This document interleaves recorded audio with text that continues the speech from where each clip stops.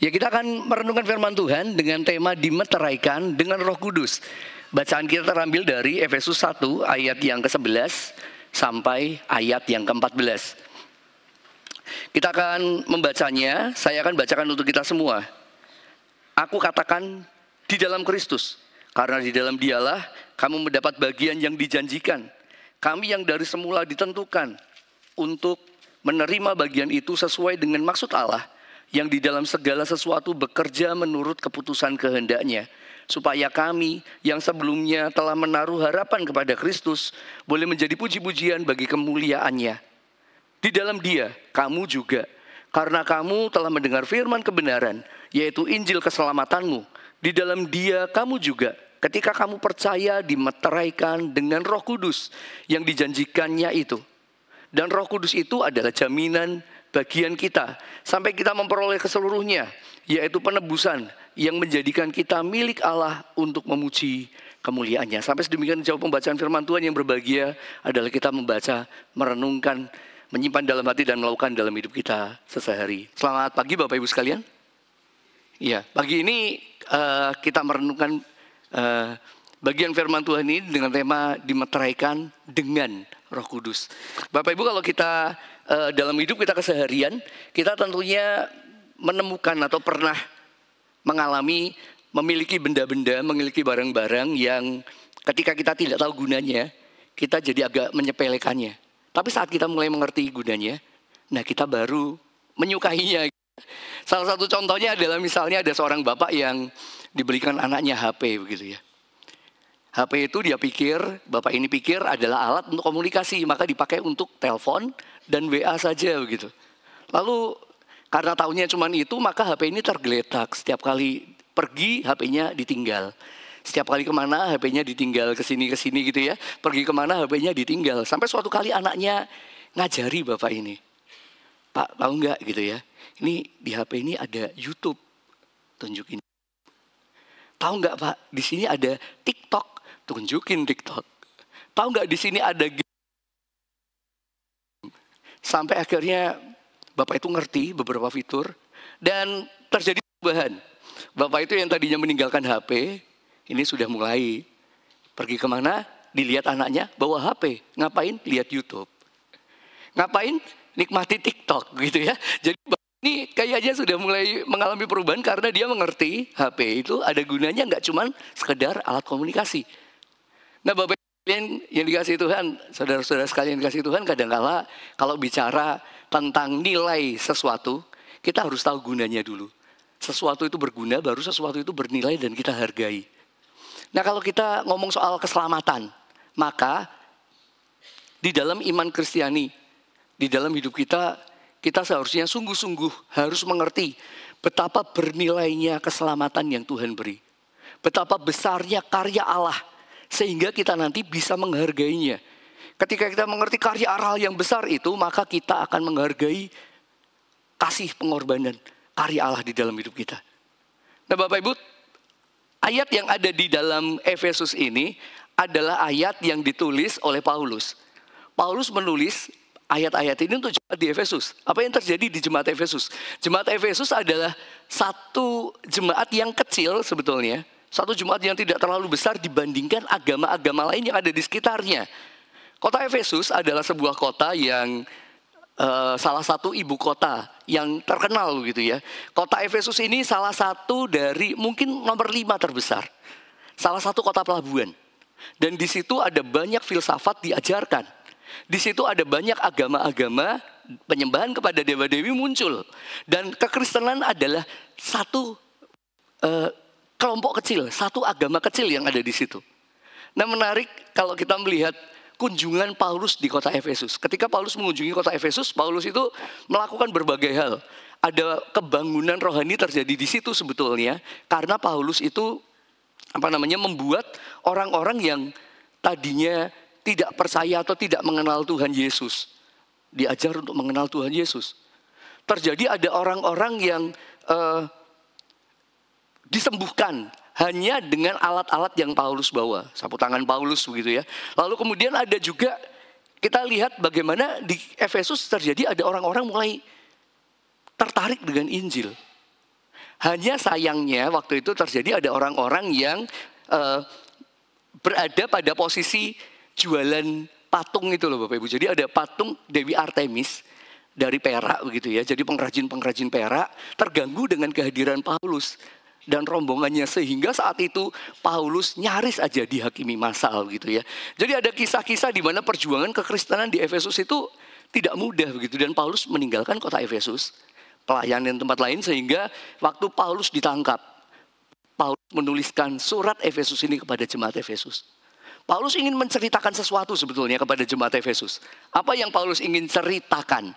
Paulus itu ingin berpesan, menunjukkan betapa hebatnya, betapa besarnya kasih Tuhan. Betapa luar biasanya kasih Tuhan Allah Tritunggal itu untuk kita semua.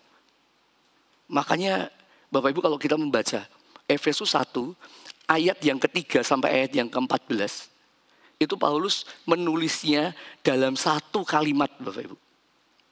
Jadi kalau Bapak Ibu baca ya Efesus 1 ayat 3 sampai ayat 14, kalau di dalam bahasa Indonesia itu ada banyak titiknya itu, penggalannya gitu ya. Tapi kalau di dalam tulisan asli Paulus itu satu kalimat, isinya pujian kepada Allah Tritunggal. Pujiannya apa? Kita cepat aja untuk bicara latar belakangnya ya. Paulus ingin berkata bahwa ada berkat ini yang Allah Tritunggal itu kerjakan untuk kita. Berkat yang besar. Apa itu berkat yang besar? Yang pertama adalah Allah Bapa memilih kita sebelum dijadikan. Ini menarik ya. Sebelum dunia dijadikan, Allah sudah memilih kita. Oh ini, lalu kapan memilihnya? Ini dunia belum dijadikan, Allah sudah memilih. Ini artinya Allah sudah punya rencana yang besar untuk orang-orang percaya. Nah, Paulus ingin mengingatkan jemaat Efesus, Allah itu mengasihi. Allah itu memilih sebelum dunia dijadikan. Di masa lalu Allah sudah pilih. Di masa kini, lalu Paulus ingatkan, ada karya Kristus yang menebus orang percaya. Allah yang jadi manusia, mati, menebus orang percaya. Di ayat yang ke-7, Paulus katakan pengampunan dosa itu karena Kristus. Tapi nggak sampai di situ Bapak Ibu. Setelah ditebus, maka Paulus mengatakan Allah memeteraikan kita dengan Roh Kudus. Allah sudah menebus kita. Bagaimana kita tahu kita ditebus? Maka dikasih meterai. Meterainya apa? Roh Kudus. Roh Kudus itu jaminan. Nah kita nanti akan bahas ini. Meterai itu apa? Jaminan itu seperti apa? Lalu kenapa ini penting gitu dalam hidup kita? Nah Bapak Ibu sekalian yang kalau mengawali renungan kita, saya tertarik dengan kalimat yang Paulus katakan. Ketika Paulus bersyukur kepada Tuhan. Jadi ayat 3 sampai ayat 14 di pasal 1. Itu isinya adalah ucapan pujian syukur kepada Tuhan Tritunggal. Satu kalimat yang saya tadi bilang. Lalu Paulus katakan, mengawali Paulus bilang, kenapa dia memuji Tuhan? Dia katakan di ayat yang ketiga, terpujilah Allah, Bapa Tuhan kita Yesus Kristus, yang di dalam Kristus telah mengaruniakan kepada kita segala berkat rohani dari surga. Jadi Allah memberikan berkat itu, dan berkat itu adalah berkat rohani Bapak Ibu. Nah Bapak Ibu, ketika berpikir berkat rohani ya, lalu kemudian saya merenung di dalam diri saya, apa sih yang kadangkala paling kita syukuri di dalam hidup kita?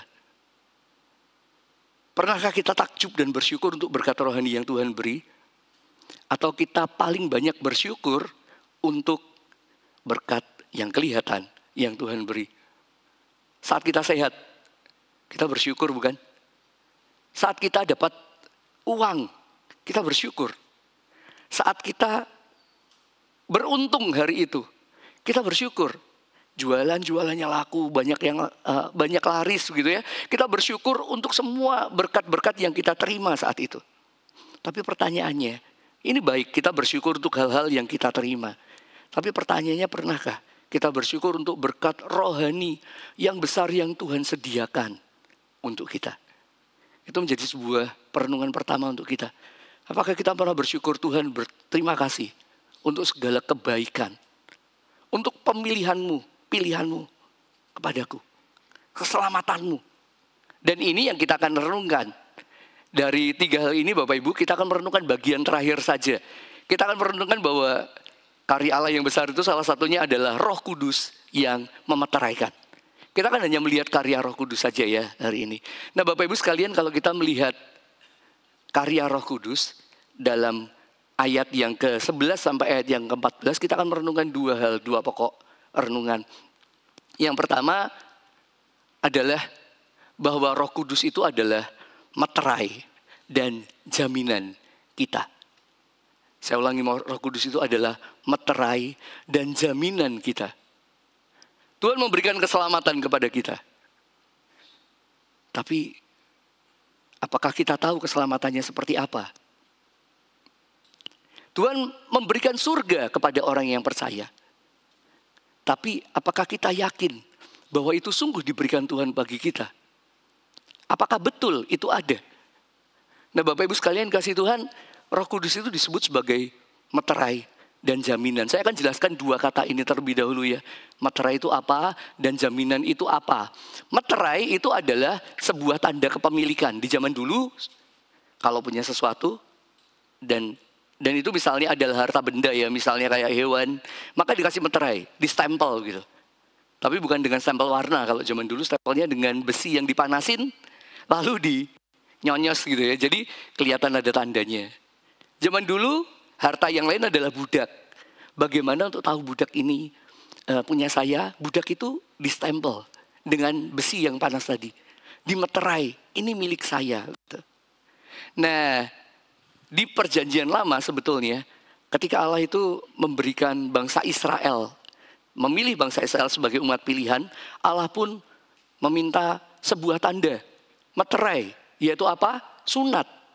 Bangsa Israel yang cowok diminta sunat. Dan sunat itu adalah tanda mereka dipilih Tuhan. Nah di perjanjian baru ini, tandanya bukan tentang sunat. Tapi tandanya adalah Roh Kudus. Roh Kudus itulah meterai. Roh Kudus itu meterai. Menandakan kita ini milik Allah. Stempel, kita ini milik Allah gitu ya. Sudah ada yang punya begitu. Dan itu adalah Allah. Kita milik Allah. Yang kedua, jaminan.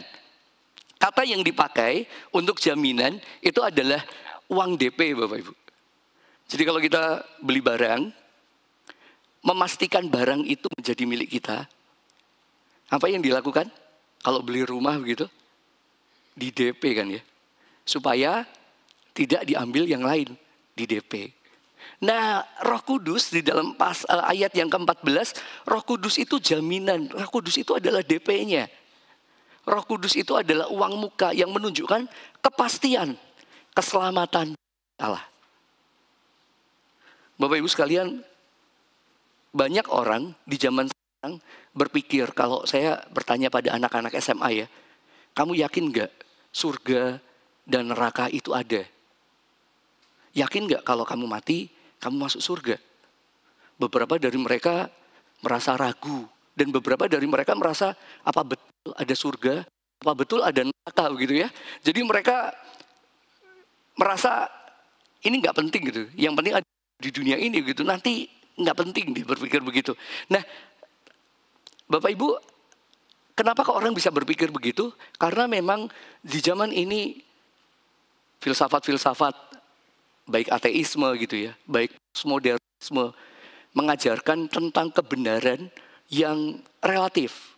Ateisme bahkan mengajarkan tidak ada Tuhan, tidak ada tujuan kehidupan. Bapak Ibu, kalau kita bicara tentang apakah hidup ini punya tujuan, apakah betul ada surga dan neraka? Bapak Ibu yakin nggak ada surga dan neraka? Yakin kan ya?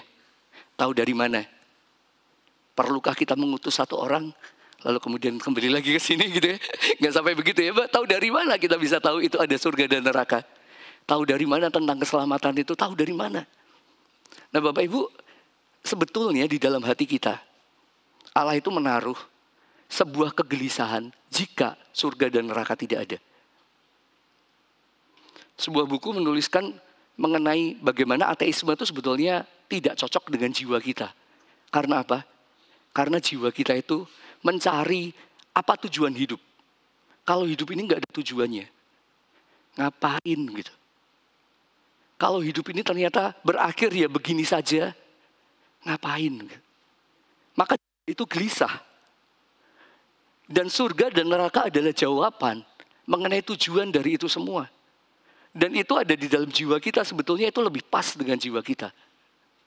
Nah Bapak Ibu sekalian dikasih Tuhan, kalau kita tahu ada surga, dari mana kita tahu kita menerima surga?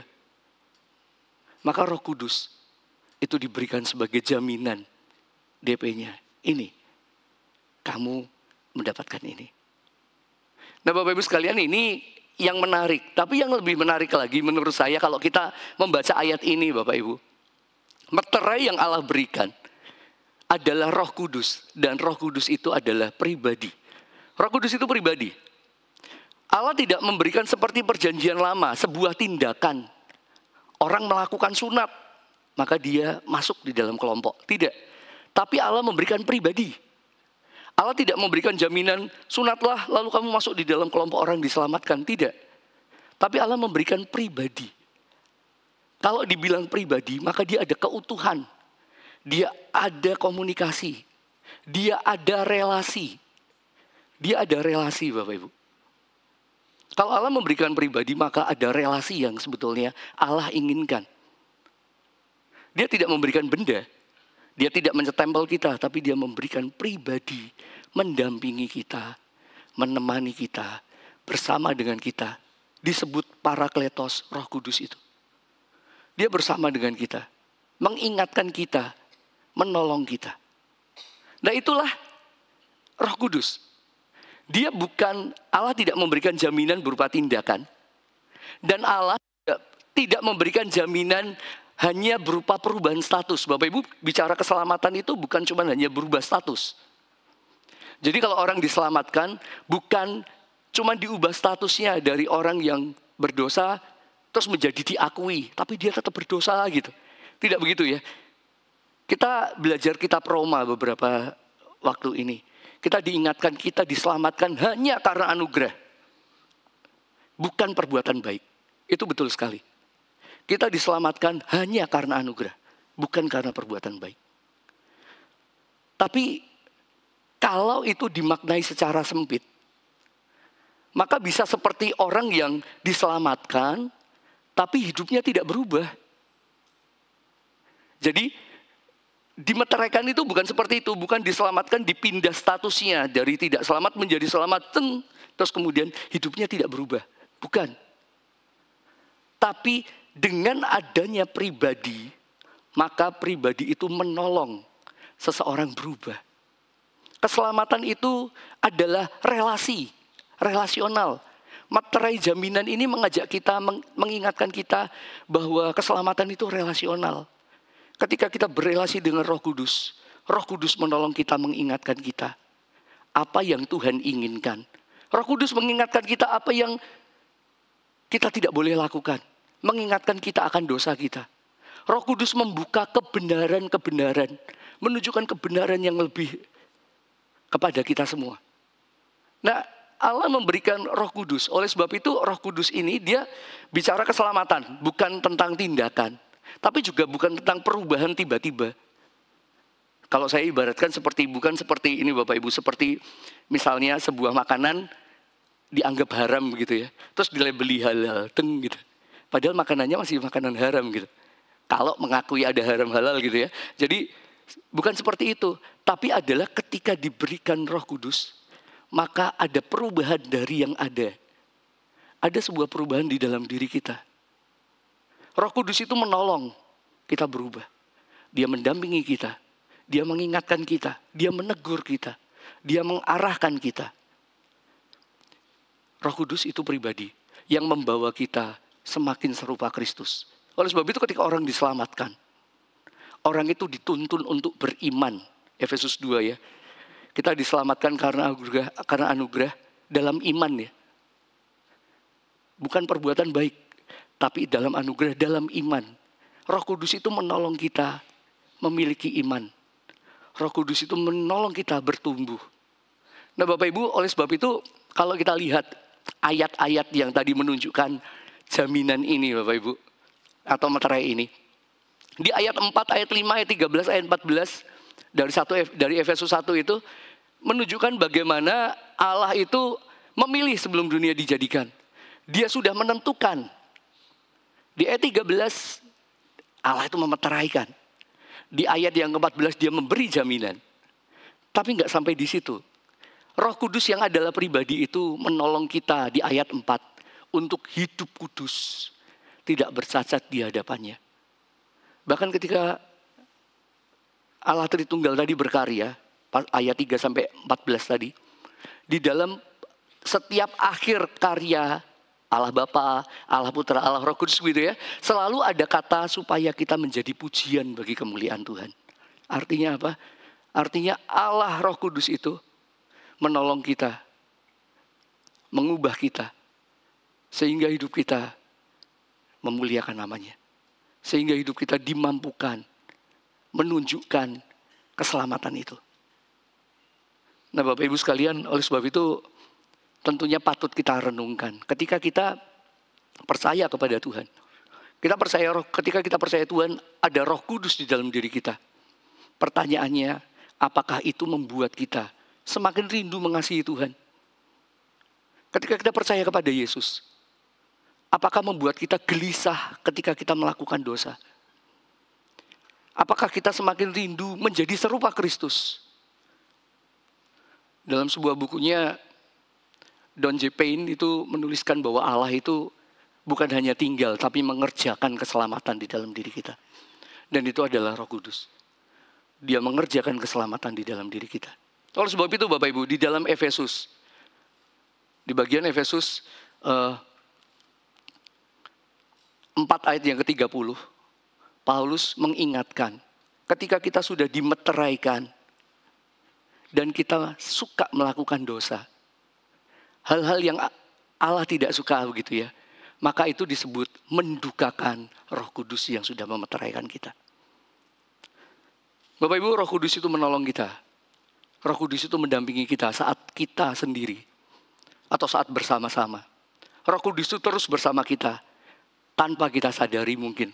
Karena kalau dibilang dipenuhi Roh Kudus, saya boleh tanya, tadi di ibadah pertama saya juga bertanya, kalau dipenuhi Roh Kudus atau Roh Kudus tinggal di dalam kita, rasanya kayak apa Bapak Ibu? Roh Kudus masuk di dalam diri kita gitu. Rasanya kayak apa? Dingin?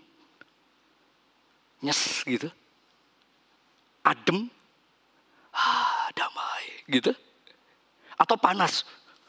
Roh Kudus dalam diriku, aku banyak dosa, panas gitu.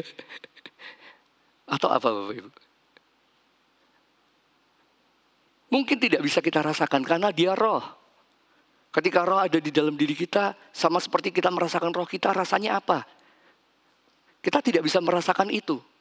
Tetapi kalau ditanya ciri Roh Kudus itu dalam diri kita, maka minimal ini cirinya, dan inilah cirinya. Bahwa kita semakin ingin menyenangkan hati Tuhan. Kita diubah semakin serupa Kristus. Rasa Kristus, rasa surga itu terasa di dalam diri kita. Yang tadinya ya kita punya dosa dan bergumul dengan dosa kita masing-masing. Yang tadinya mudah tersinggung. Atau mungkin kita punya dosa mudah lupa begitu ya, pinjam uang terus kemudian lupa mengembalikan gitu ya. Jadi mungkin kita punya dosa-dosa yang menjadi pet-pet kita yang kita bergumul di dalamnya. Ketika Roh Kudus tinggal di dalam kita, dia menjadi jaminan dan meterai untuk kita. Akankah kita gelisah dan kita pengen lebih menyenangkan Tuhan lagi? Bergumul dalam diri kita. Itu yang pertama yang kita boleh bicara mengenai karya Roh Kudus di dalam diri kita. Dia adalah meterai dan jaminan. Yang kedua yang saya ajak kita renungkan adalah bahwa kalau Roh Kudus itu adalah jaminan dan meterai, itu tidak hanya bicara soal pribadi. Bahwa saya dimeteraikan secara pribadi. Saya dijamin secara pribadi, tapi juga kita dijamin dalam komunitas. Roh Kudus itu menyatukan perbedaan-perbedaan. Roh Kudus itu memeteraikan kita, menyatukan perbedaan-perbedaan kita. Di dalam ayat 11, Paulus itu berkata kepada orang-orang Efesus, di dalam dia, di dalam Kristus, kami gitu ya, kami. Paulus bilang kami gitu sebagai orang Yahudi, kami mengajar kamu, kami dipilih, begitu-begitu, di ayat 11. Di ayat 13, Paulus mengatakan di dalam dia, kamu juga. Kamu tugasnya mendengar. Kamu diselamatkan ketika percaya, begitu ya. Jadi, kamu tugasnya ini. Lalu di ayat yang ke-14, di situ dikatakan, Roh Kudus adalah jaminan bagian kita. Tidak ada yang lebih, tapi kita. Bapak Ibu kalau baca kitab Efesus, Paulus di dalam seluruh kitab Efesus sebetulnya bicara tentang jemaat. Salah satunya kesatuan dalam jemaat. Paulus mengingatkan orang yang Yahudi, orang dari Israel Yahudi itu adalah orang dalam. Orang yang bukan Yahudi, orang luar. Betul, orang dalam, orang luar. Tapi di dalam Kristus kita satu roh. Kita satu Tuhan. Nah ini luar biasa. Paulus itu mengingatkan Roh Kudus itu menyatukan perbedaan. Meskipun Paulus juga tidak meniadakan perbedaan. Paulus mengingat setiap orang memiliki kisahnya masing-masing. Setiap orang memiliki cerita yang berbeda. Setiap orang punya kisah yang berbeda. Masa lalu kita berbeda. Kita ketemu dengan orang-orang yang berbeda yang membentuk kita. Misalnya contohnya ada tokoh ini. Yang tahu Lord of the Ring gitu ya. Ini namanya Faramir. Dia punya saudara namanya Boromir ya. Ini mungkin yang nggak ngikutin yang dulu Lord of the Ring mungkin nggak paham ya. Tapi ini kisahnya adalah dua satria sebetulnya. Faramir itu orangnya tidak mau maju, nggak panas hatian gitu. Dia sukanya apa? Sukanya deketin orang, sukanya berstrategi. Perang dia berani, tapi dia lebih banyak menggunakan strategi. Boromir tidak begitu. Boromir lebih panas hatian, lebih bersemangat begitu ya. Berani ngajak perang. Alasannya kenapa bisa terjadi dua pribadi yang beda? Ternyata sikap ayahnya beda. Sikap ayahnya pada Boromir, mengagung-agungkan Boromir. Pada Faramir, sikap ayahnya suka mengejek Faramir. Sehingga Faramir tumbuh menjadi anak yang demikian, satria yang demikian, Boromir menjadi satria yang demikian. Nah Bapak Ibu, dalam hidup kita juga beda-beda. Kita besar di keluarga dan lingkungan yang berbeda. Kita punya kisah yang berbeda. Tetapi hari ini Bapak Ibu, kita diingatkan bahwa kita disatukan. Yang menarik adalah begini, kalau bicara soal kisah kita, maka bisa jadi kisah kita itu membuat kita di dalam dalam kelompok komunitas ini bisa ada dua cara yang salah gitu ya. Perspektif yang salah tentang perbedaan kisah. Perspektif yang pertama adalah orang yang merasa kisahnya paling benar dan mengintimidasi orang yang memiliki kisah salah gitu. Paling benar adalah gayaku, gaya ini salah. Paling benar adalah pendapatku, pendapat ini salah. Paling benar adalah aku dan kamu salah gitu ya. Itu adalah sikap mengintimidasi. Tapi ada sikap yang kedua yang juga mirip sebetulnya tapi bentuknya beda. Yaitu sikap apatis. Menjadi tidak peduli pada komunitas. Menjadi tidak mau terlibat. Ada dia yang suka mengintimidasi. Malas diem aja. Menjauh saja. Sebetulnya dua-duanya keras kepala Bapak Ibu. Dua-duanya punya kisah yang membuat menjadi demikian. Nah Paulus mengingatkan dalam perbedaan. Paulus mengingatkan untuk mengembalikan kisah-kisah kita. Bahwa kisah kita adalah kisah bersama Roh Kudus. Ketika kita berada di dalam sebuah situasi di mana mungkin kita dibentuk di keluarga yang seperti ini. Dibentuk di lingkungan seperti ini. Itu adalah Roh Kudus mengizinkan saya ada di sana. Roh Kudus mendidik saya. Roh Kudus menolong saya. Saya memiliki kisah bersama dengan Roh Kudus. Ada kisah setiap kita. Ada kisah setiap kita. Kisah bagaimana Roh Kudus itu memeteraikan kita. Mendampingi kita, menemani kita. Saya suka mendengar cerita oma-oma. Yang kalau cerita tentang cucunya dan penyertaan Tuhan di masa lalu itu buat saya kagum, wow. Saya selalu berpikir, besok kalau saya seusia kayak gitu. Yang pertama, saya kelihatan setua apa ya gitu ya. Tapi yang kedua saya juga berpikir, bisa nggak ya saya beriman seperti oma ini. Bisa melihat karya Tuhan yang luar biasa begitu ya. Nah Bapak Ibu, kita memiliki kisah bersama dalam pendampingan Roh Kudus. Kisah-kisah ini adalah kisah di mana kisah itu bisa kita kisahkan kepada orang-orang sekitar kita. Jaminan keselamatan itu bukan hanya bicara tentang diri kita, tapi bicara soal ketika saya menceritakan, maka itu menyemangati orang lain. Roh Kudus bekerja melalui itu. Nah, Bapak Ibu sekalian dikasih Tuhan, kalau kita membaca terakhir di Efesus 4, Paulus bicara soal kesatuan jemaat di tengah perbedaan. Salah satu unsur yang mempersatukan adalah di situ disebut satu Tuhan, satu iman, satu baptisan, satu Allah, dan di situ juga ada kesatuan roh. Luar biasa Bapak Ibu. Roh Kudus itu menyatukan kisah-kisah kita. Kita yang berbeda-beda memiliki kisah penyertaan Tuhan, pernyataan Roh Kudus yang sama. Ketika kita berbagi, kiranya kisah itu boleh menyemangati kita, semakin menyenangkan hati Tuhan. Saya akan menutup dengan 2 refleksi yang perlu kita pikirkan. Yang pertama adalah bagaimana relasi pribadi kita dengan Roh Kudus. Dia adalah pribadi yang mendampingi kita. Apakah itu menyemangati kita, mengejar kekudusan, membenci dosa? Atau ketika kita mendukakan Roh Kudus, adakah kita berduka? Yang kedua, bagaimana kisah kita bersama Roh Kudus? Bisakah kita kisahkan pada yang lain? Sehingga kesatuan dalam komunitas menjadi sesuatu yang niscaya terjadi di antara kita.